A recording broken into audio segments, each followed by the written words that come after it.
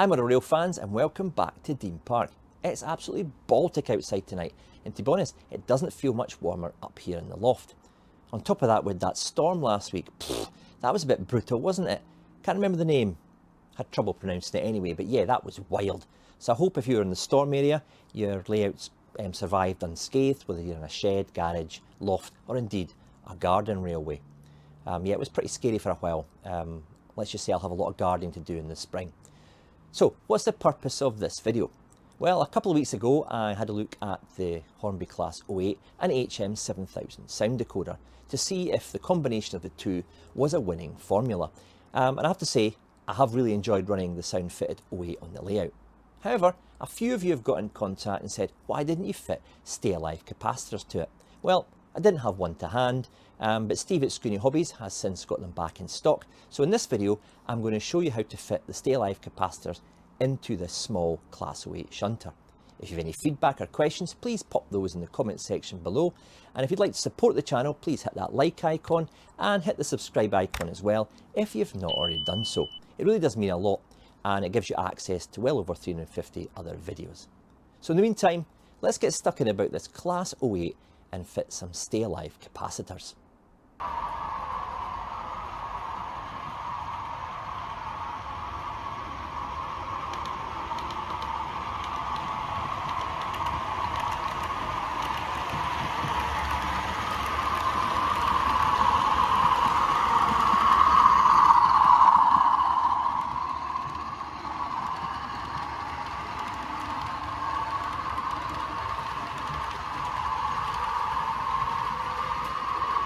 Right, I've got it on the workbench here and the body's off. There's your decoder. The two-pronged socket there plugs into the speaker, which is provided as part of the HM7000 pack. And the three-pronged connector there connects to the power bank or the stay alive. And this gives up to 9 seconds of continuous running should the loco go over, say, a dirty piece of track or the power be cut.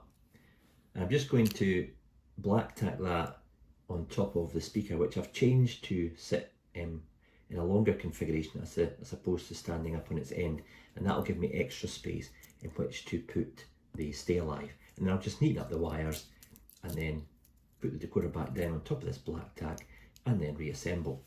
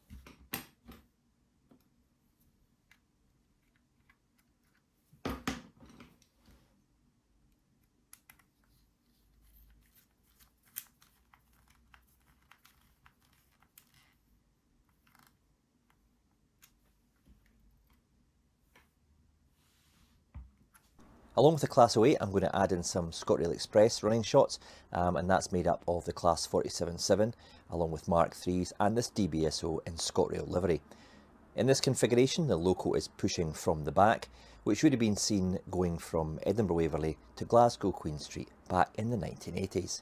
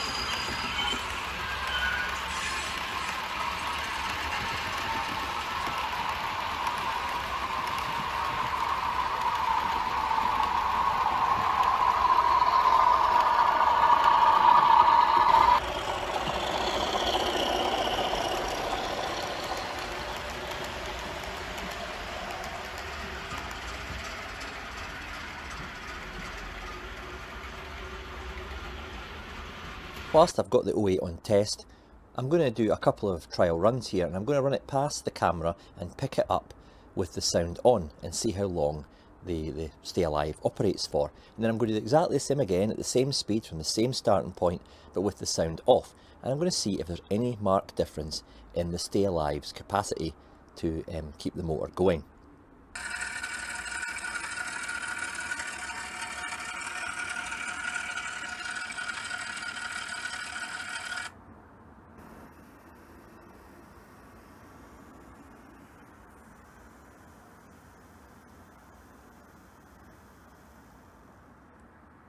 Well, those findings were quite interesting actually. You could see with the timings on the screen that the motor kept going a lot longer when the sound was off from the decoder. So obviously the sound is drawing more current and power from the motor, and that's affecting the Stay Alive capacity. Coming soon to Dean Park, I'm going to take a closer look at these newly released Mark IIc coaches from Accurascale.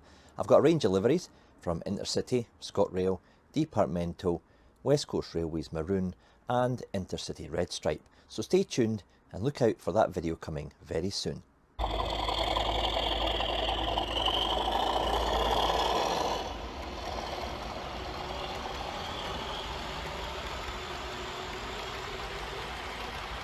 What did you think of that? I thought that was pretty good fun. It certainly did keep going over all track work, and even when I picked it off the track there, you saw that the wheels keep turning for a few seconds. I'm a big fan of Stay Alives. However, it has its disadvantages. Let's just say your loco's going to run into the buffers and you press the emergency stop button on your controller, it keeps going and runs into the buffers. So they've got their pros and cons, but they certainly do work in short wheel-based locos such as shunters like the Class 08. So I really am glad that I've taken the time to fit one under the body. If you have any questions, as I said earlier, please do get in touch in the comment section below. Don't forget to hit those like and subscribe icons, and I'll see you in the next video.